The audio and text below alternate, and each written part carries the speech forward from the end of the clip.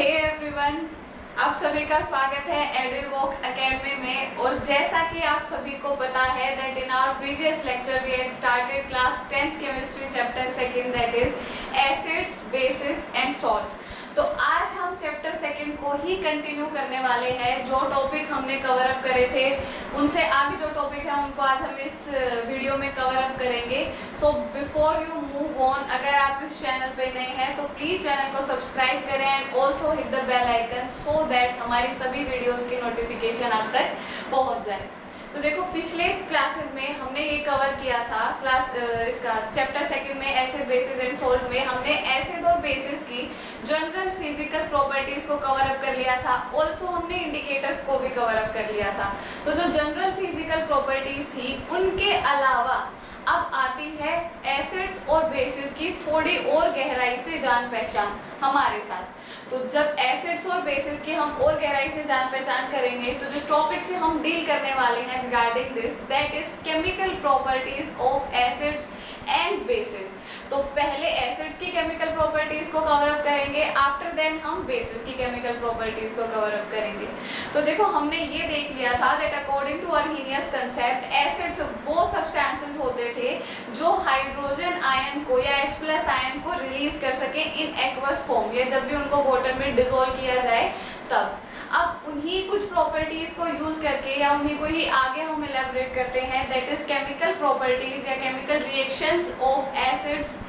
सबसे पहली रिएक्शन इसमें जो हम पढ़ने वाले हैं that is reaction of acids with metals. Acids की मेटल्स के साथ रिएक्शन।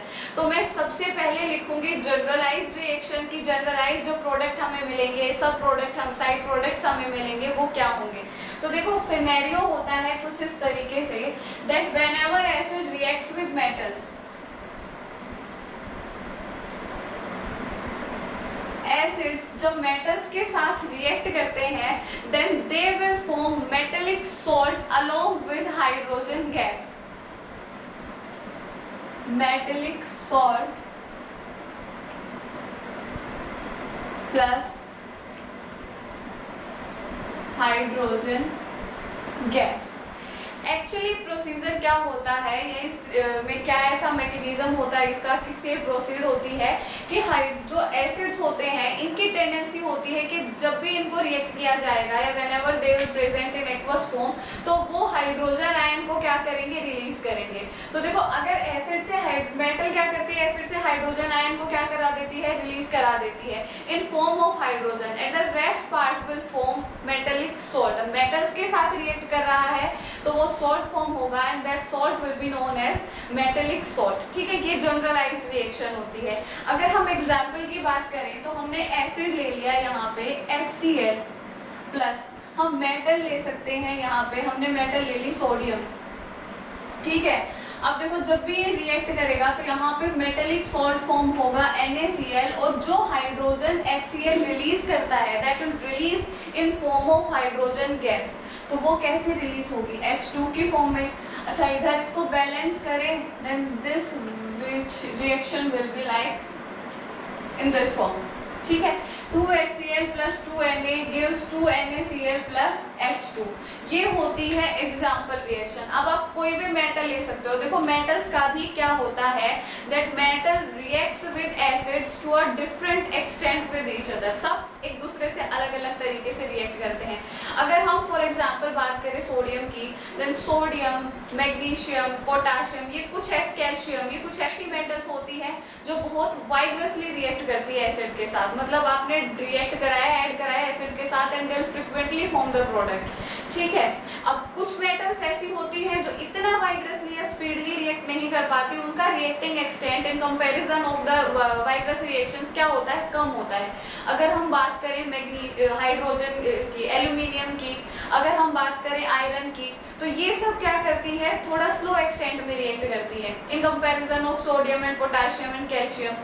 अच्छा, कुछ मेटल्स ऐसी भी होती हैं जो वाइब्रसली रिएक्ट करे ना, थोड़ा सा स्लो रिएक्ट करे, एक्सटेंट पे रिएक्ट करे, वो रिएक्ट ही नहीं करती। जैसे कॉपर होती है, सिल्वर होती है, गोल्ड होती है, ये मेटल्स एसिड के साथ रिएक्ट ही नहीं करती, ठीक है। These metals doesn't proceed reaction with acids. तो ये एक्सटेंट पे डिपेंड करता है। तो हम क्या बोल सकते हैं that every metal reacts with acids to their different extents, ठीक है। केमिकल प्रॉपर्टीज ऑफ एसिड, इसमें सेकेंड रिएक्शन जो हम पढ़ने वाले हैं that is reaction of acids with metal carbonates and metal hydrogen carbonates.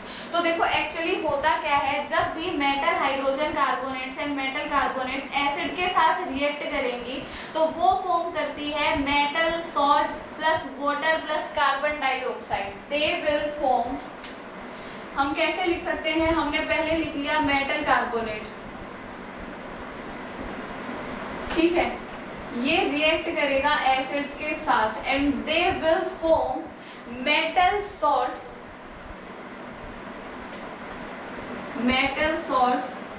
Plus water plus carbon dioxide, ठीक है। पहले मेटल कार्बोनेट का देख लेते हैं, मेटल कार्बोनेट होने के बाद हम मेटल हाइड्रोजन कार्बोनेट का देखेंगे।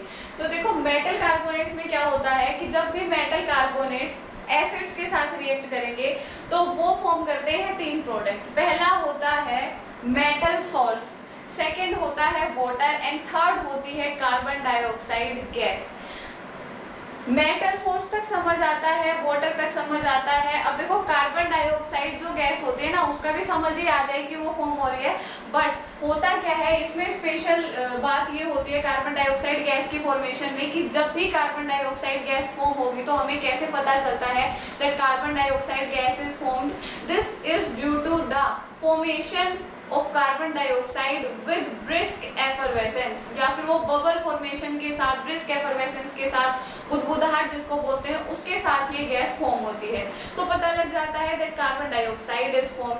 अच्छा दूसरा क्या रीजन होता है इसका कि अगर इसको कैल्शियम हाइड्रोक्साइड सॉल्यूशन में इसको पास किया जाए तो ये उसको मिल्की टर्न कर देते हैं, उसको मिल्की शेड में कन्वर्ट कर देते हैं, ठीक है। उससे भी पता लग जाता है that carbon dioxide gas is formed in this reaction. तो अगर हम इनके एग्जाम्पल की बात करें कि मेटल कार्बोनेट्स एसिड के साथ रिएक्ट करेंगे तो इनके एग्जाम्पल हम ले लेते हैं Na2CO3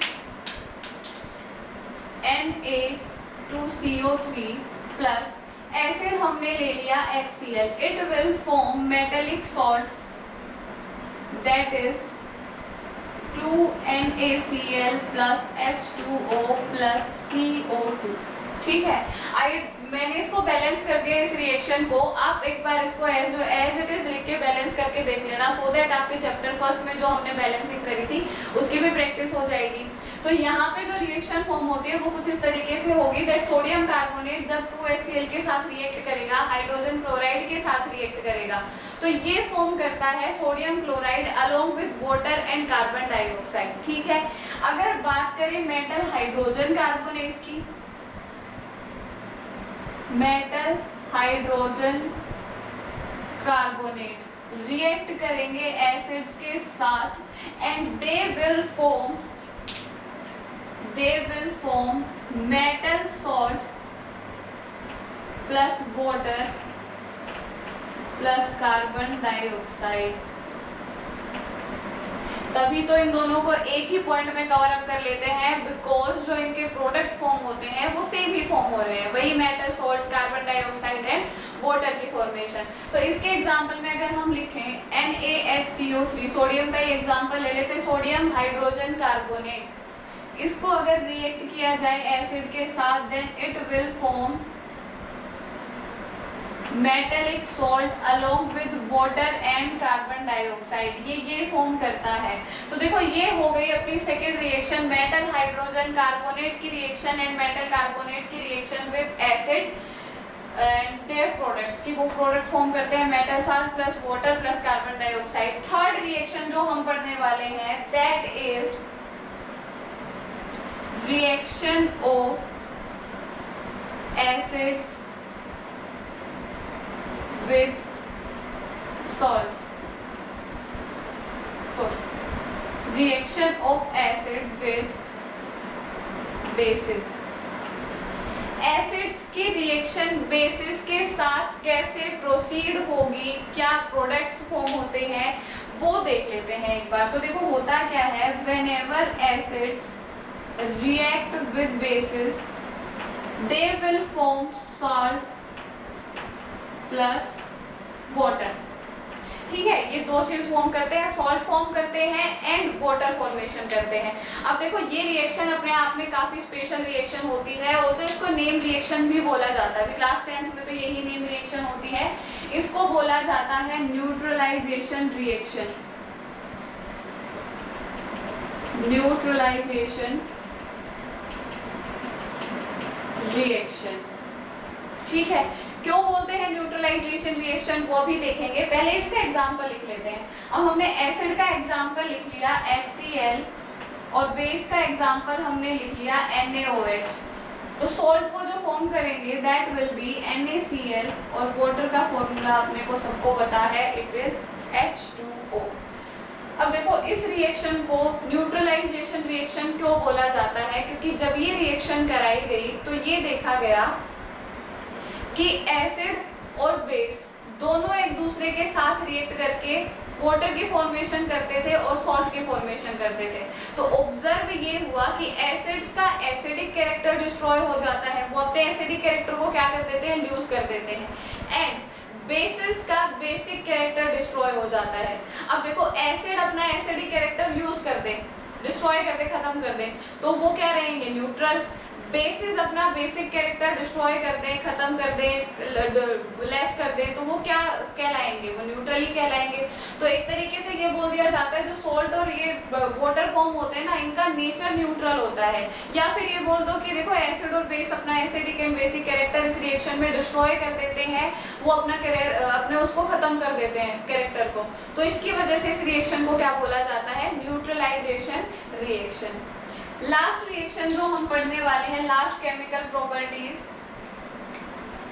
that is reaction of acid with metallic oxide.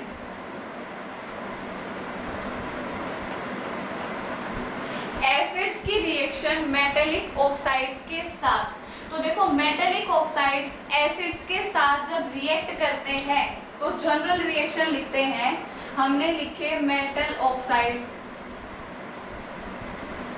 Plus acids क्या फॉर्म करेंगे, सॉल्ट प्लस वाटर।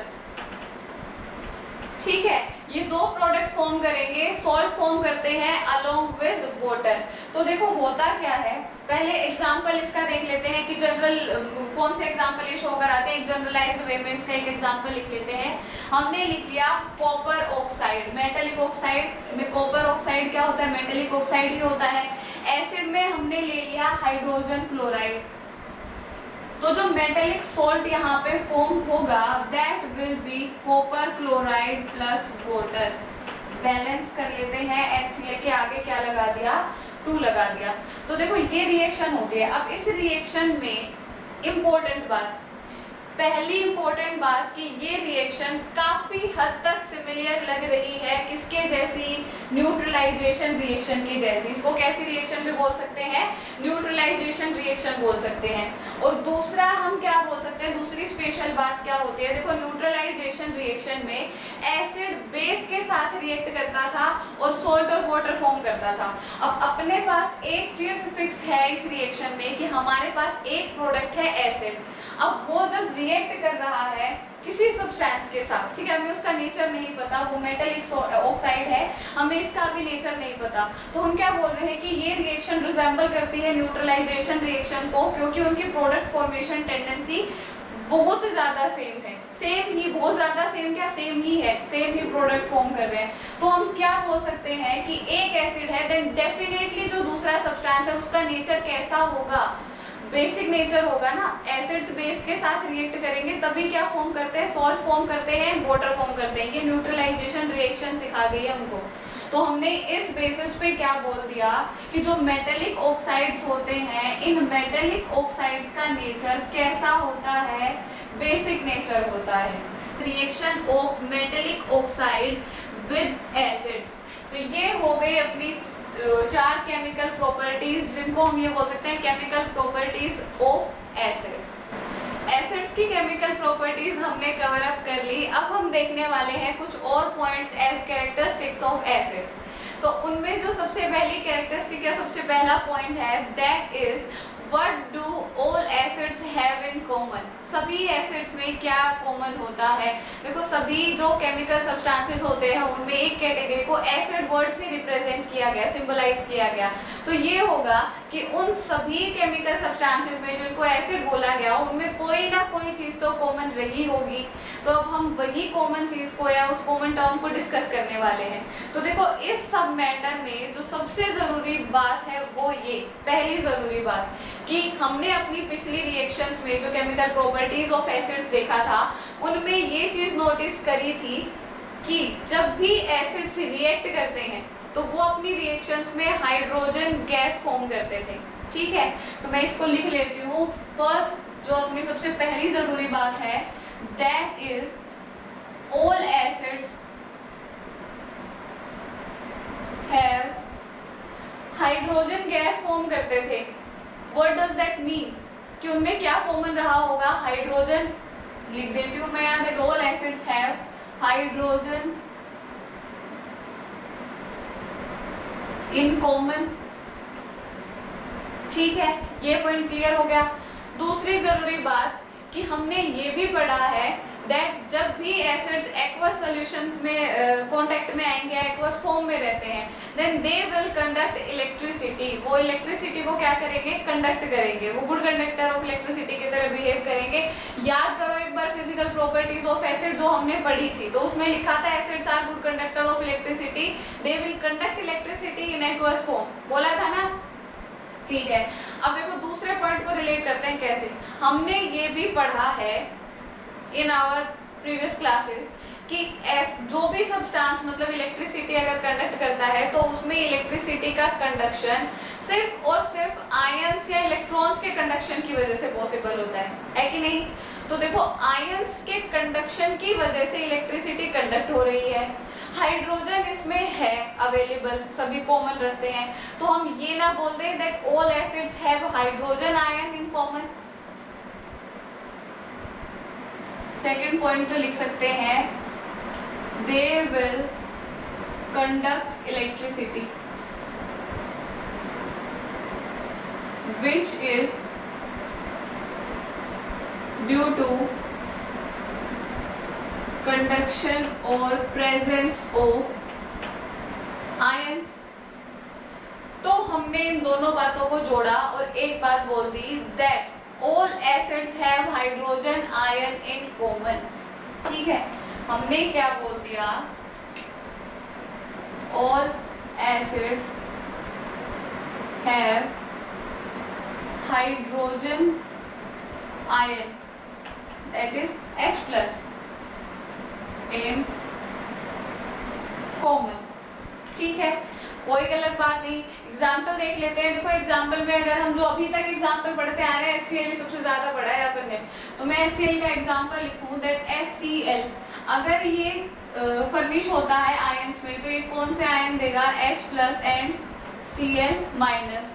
H2SO4 की बात करें तो ये क्या प्रोवाइड करेगा, 2H plus plus SO4 minus 2।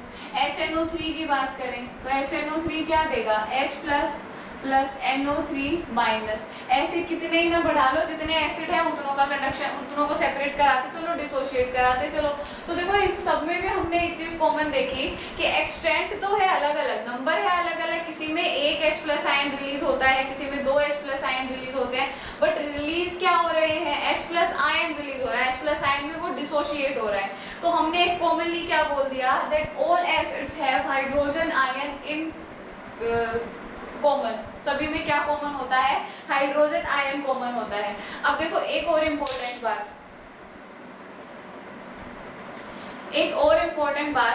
कि जब ये एसिड्स हाइड्रोजन आयन को कॉमन रख रहे हैं तो इन सब में वाटर की क्या एग्जिस्टेंस होती है, वाटर का क्या रोल होता है।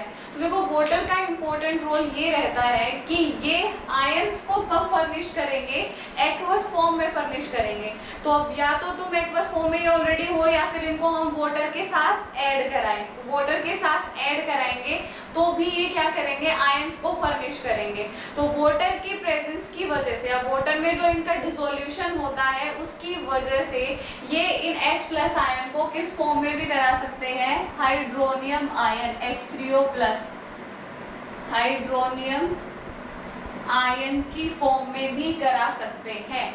ठीक है, ये हो गई अपनी एक प्रॉपर्टी या फिर कैरेक्टरिस्टिक बोल सकते हो। एसिड की तारीफ में कुछ भी लिख दिया जाए वो सब क्या हो सकते हैं, अब एसिड के कैरेक्टरिस्टिक हो सकते हैं। तो ये भी उनमें से एक था। अब देखो ये जो लाइन मैंने लिखी, all acids have hydrogen ion in common, तो सब में हाइड्रोजन आयन कॉमन होता है। अर्हीनियस कंसेप्ट ऑफ एसिड्स क्या बोलता था, वो भी सेम यही बात बोलता था, that acids are those substances which can donate या विच हैव H+ आयन, जो हाइड्रोजन आयन को कंस्टिट्यूट करते हो, डोनेट कर सकते हो, उनको क्या बोला जाता है, अकॉर्डिंग टू अर्हीनियस वो सब्सटेंसेस एसिड होते हैं। तो ये एक तरीके से ऑल्टरनेट हो गया या फिर ये उसकी क्लैरिफिकेशन हो गई अर्हीनियस थ्योरी की या अर्हीनियस कंसेप्ट ऑफ एसिड की। तो देखो अब इसी H+ आयन के फर्निश होने पे या इसकी फर्निशिंग टेंडेंसी पे एसिड्स को फिर क्लासिफाई कर दिया जाता है और इसको दो हिस्सों में क्लासिफाई किया जाता है। First one is strong acid and the second one is weak acid. तो देखो लिखें इनको, दो हिस्सों में क्लासिफाई कर देंगे इनको।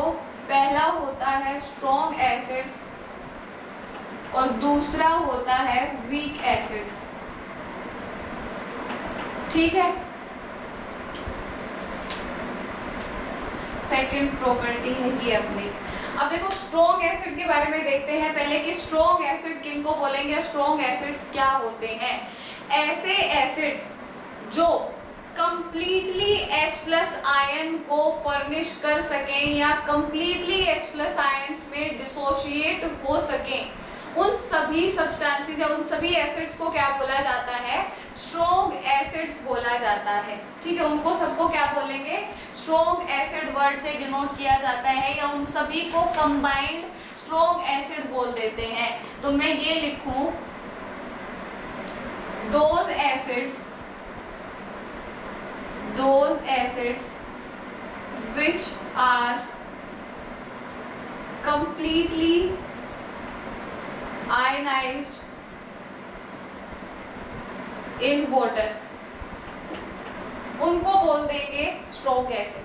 ठीक है, थोड़ा सा घुमा फिरा के लिख दिया that those acids which are completely ionised in water, वो जो कंप्लीटली अपने आयंस को, जो H+ आयन है उनको आयनाइज, उसमें आयनाइज्ड हो जाए, उनको डोनेट कर दे, उनको क्या बोल दिया जाता है, स्ट्रॉन्ग एसिड बोल दिया जाता है।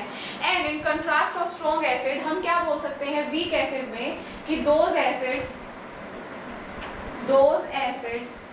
which cannot ionized completely in water। ये लिख दे कि ऐसे आयंस, अब देखो मेन डिफरेंस सीधा सीधा अगर इनको याद करें तो क्या हो गया, ऐसे एसिड्स जो वाटर में डिसॉल्व होने पे कंप्लीटली आयनाइज हो जाए उनको बोला जाता है स्ट्रॉन्ग एसिड, और ऐसे एसिड जो वाटर में डिसॉल्व होने के बाद कंप्लीटली आयनाइज नहीं हो पाए उनको बोला जाता है वीक एसिड। अब देखो इनको कैसे रिप्रेजेंट करेंगे, हमने स्ट्रॉन्ग एसिड का एग्जांपल भी हो जाएगा और इनकी फर्निशमेंट भी हो जाएगी, कैसे करेंगे। हमने एग्जांपल देखा HCl का, तो HCl को जब वाटर में डिसॉल्व करेंगे, ठीक है, तो ये क्या प्रोसीड करेगा, क्या मतलब प्रोडक्ट बनाएगा, H3O+ प्लस Cl-, ये इस फॉर्म में क्या करेगा, रिएक्शन को प्रोसीड करेगा। क्या बोल सकते हैं, H3O+ प्लस Cl-। ऐसे ही हम HNO3 में बोल सकते हैं, ऐसे ही हमने HNO3 में बोल दिया that it will give H3O+ plus NO3-। अब देखो ऐसे तो कैसे ही पता चला, ऐसे दिमाग में क्वेश्चन आता है ना कि ऐसे तो रिएक्शन देख के कैसे ही पता लगा, यहाँ तो ऐसे नहीं पता लग रहा कि ये तो कम्प्लीटली आयनाइज हो गया या ये तो पार्शियली आयनाइज हुआ है। तो देखो इसमें जो ये हमने सिंगल एरो लगाया, ठीक है, जो ये सिंगल एरो लगाया, बुक्स में क्या मिलेगा आपको, एक सिंगल एरो से ये रिएक्शन रिप्रेजेंट की हुई होगी या दी हुई होगी। ये सिंगल एरो ही रिप्रेजेंट करता है दैट अपना रिएक्टेंट इज कंप्लीटली आयनाइज्ड, ठीक है, वो कंप्लीटली आयनाइज हो चुका, उसने अपने कंप्लीटली आयंस को फर्निश कर दिया, ठीक है। तो ये हो गया स्ट्रॉन्ग एसिड के एग्जांपल। अच्छा, स्ट्रॉन्ग एसिड में H2SO4 भी होता है। H2SO4 is also example of strong acid and this is your homework। आप इसको करेंगे कि क्या करके देखो कैसे आयन को फर्निश करेगा, कैसे इसको रिप्रेजेंट करोगे रिएक्शन को। अब हम घूम चलते हैं दूसरी रिएक्शन में, दैट इज दूसरी साइड पे, that is weak acid. Weak acid की डेफिनेशन क्लियर, दैट ऐसे एसिड जो पार्शियली आयनाइज हो इन वाटर, उनको बोलते हैं वीक एसिड। अब एग्जाम्पल अगर हम इसका देखें तो देखो खूब सारे ऐसे एग्जाम्पल होते हैं जो वीक एसिड को रिप्रेजेंट करते हैं, खूब सारे ऐसे एसिड्स होते हैं जो वीक एसिड को रिप्रेजेंट करेंगे। One of those acid is acetic acid, CH3COOH। अपने को करना क्या है, वाटर में डिसॉल्व करना है, हमने कर दिया वाटर में डिसॉल्व। देखो इसमें थोड़ा सा चेंज मिलेगा और वो थोड़ा सा चेंज किया हमने कुछ इस तरह से, ठीक है, ये डबल O है CH3COO माइनस। तो देखो थोड़ा सा चेंज इस रिएक्शन में क्या आया, एक बार आप देखो क्या चेंज आया। इस रिएक्शन में चेंज आया these double sided arrows। ये जो डबल साइडेड एरोज है ये रिप्रेजेंट करते हैं कि देखो जो एसिड तुमने लिया या जो सब्सटेंस तुमने लिया वो कंप्लीटली आयनाइज नहीं हो पाया, some of ions are transferring again towards the reactant side. तो वो क्या रिप्रेजेंट कर रहा है कि वो कंप्लीटली पार्शियली आयनाइज हुआ, मतलब कुछ गए कुछ नहीं गए, कुछ वापस आ गए। तो वो जो पार्शियल फेज है इसका उसको रिप्रेजेंट करता है। अच्छा, कार्बोनिक एसिड होते हैं वो भी वीक एसिड का एग्जाम्पल होते हैं। तो ये कुछ एग्जाम्पल्स होते हैं या क्लासिफिकेशन होती है एसिड्स की। तो हमने देखा सभी एसिड्स में कॉमन क्या होता है, H+ आयन कॉमन होते हैं। दूसरी बात हम क्या बोल सकते हैं कि एसिड्स में जब H+ आयन होते हैं that means that it is supporting Arrhenius theory of acid, Arrhenius concept of acid. So depending on Arrhenius concept of acid and the formation of H+ ion, we can classify acids in two categories. First one is strong acid and the second one is weak acid. Strong acids are those acids which are completely ionized in water and weak acids are those acids which are partially ionized in water. And we have seen example of strong acid as well as weak acid. अब एक point जो इनमें हम और add कर सकते हैं strong acid and weak acid, वो क्या होता है कि देखो ये इलेक्ट्रोलाइट की तरह भी बिहेव करते हैं। इलेक्ट्रोलाइट की तरह बिहेव करने का मतलब क्या कि देखो एसिड्स हैं, अब जो स्ट्रॉन्ग एसिड होते हैं उनमें हाइड्रोजन जो आयन होते हैं उनकी कंसंट्रेशन क्या रहेगी, ज्यादा रहेगी, ठीक है। वो कंप्लीटली आयनाइज कर देते, कंप्लीटली प्रोवाइड कर देंगे, तो उनमें हाइड्रोजन आयन की कंसंट्रेशन ज्यादा होती है, तो वो कंडक्शन भी क्या करेंगे, ज्यादा करेंगे। सो दैट इनको क्या बोल दिया जाता है, स्ट्रॉन्ग इलेक्ट्रोलाइट्स, स्ट्रॉन्ग इलेक्ट्रोलाइट्स। और in contrast of strong acid and strong electrolyte, weak acid को क्या बोला जाएगा, वीक इलेक्ट्रोलाइट्स। इनको क्या बोल देंगे, वीक इलेक्ट्रोलाइट्स, ठीक है। अब next and last thing in acids is uses of acids, uses of acids. Acids को कहाँ कहाँ यूज किया जाता है, we all know most of the areas where we are using and we had used acids. जैसे अब अगर हम HCl की बात करें, अगर हम हाइड्रोजन क्लोराइड की बात करें, तो हाइड्रोजन क्लोराइड को कहाँ कहाँ यूज किया जाता है, इसको क्लीनिंग ऑफ मेटल आइटम्स में भी यूज करते हैं, या फिर ये बोल सकते हैं क्लीनिंग ऑफ मेटल्स में भी यूज करते हैं। क्या बोल दिया जाता है, क्लीनिंग ऑफ मेटल्स में यूज करते हैं। अच्छा, लेबोरेटरी एजेंट की, तो लेबोरेटरी रिएजेंट की तरह यूज किया जाता है इसको, लेबोरेटरी रिएजेंट की तरह यूज किया जाता है। ऐसे ही कुछ फर्टिलाइजर्स ऐसे होते हैं, अच्छा इसको डाई स्टफ की तरह भी यूज किया जाता है। It is used as dye stuff, dye वगैरह करने में भी इसको यूज किया जाता है। H2SO4 को भी डाई स्टफ की तरह यूज किया जाता है। कलरिंग जो डाई होती है उनको प्रोसीड करने के लिए उस प्रोसेस में इनको इस्तेमाल किया जाता है। तो हम H2SO4 में भी क्या लिख सकते हैं कि इनको डाई स्टफ की तरह यूज किया जाता है। अच्छा, और क्या बोल सकते हैं, H2SO4 को फर्टिलाइजर प्रोडक्शन में भी इस्तेमाल किया जाता है, टू प्रिपेयर फर्टिलाइजर्स। बहुत ज्यादा यूज होते हैं एसिड के, ऑलमोस्ट हम हर एरिया में एसिड्स को काफी हद तक या काफी एक्सटेंट तक यूज करते हैं, काफी तरीकों से यूज करते हैं। तो मैं उन सभी को एक्सप्लेन करने के बजाय मैं मेन ऐसे आपको रिकॉल करा देती हूँ कि एसिड्स को कहाँ और कौन से एसिड को किस तरह यूज किया जाता है। तो इनको इसमें इस्तेमाल करेंगे। Also to proceed produce explosive items, explosive substances को प्रोड्यूस करने के लिए H2SO4 को यूज करेंगे। और इसको वाइड लेवल पे एक अच्छा लेबोरेटरी रिएजेंट होता है क्योंकि इसकी स्ट्रेंथ काफी ज्यादा होती है, तो इसको लेबोरेटरीज वगैरह में भी यूज करेंगे। अच्छा, HNO3 जैसे एसिड होता है, HNO3 को कहाँ करेंगे, फर्टिलाइजर्स को प्रोड्यूस करने के लिए इस्तेमाल करेंगे, to produce fertilisers. Explosive items जैसे TNT, इनको प्रिपेयर करने में इनको इस्तेमाल किया जाता है, HNO3 को यूज किया जाता है। हम वीक एसिड जैसे एसिटिक एसिड होता है इसको यूज करें तो एसिटिक एसिड को विनेगर की तरह, विनेगर की फॉर्म में किचन में यूज किया जाता है, इन फूड आइटम्स में यूज किया जाता है। ठीक है, तो ये होते हैं एसिड्स की यूजेस। तो यहाँ हमने कंप्लीट कर दिया प्रॉपर्टीज ऑफ एसिड्स, जिसमें physical property, chemical property and some other characteristics of acid constitute होते थे। आई होप आप सभी को ये लेक्चर पसंद आया होगा। So please subscribe the channel, also like the video, share the video and comment down in comment section.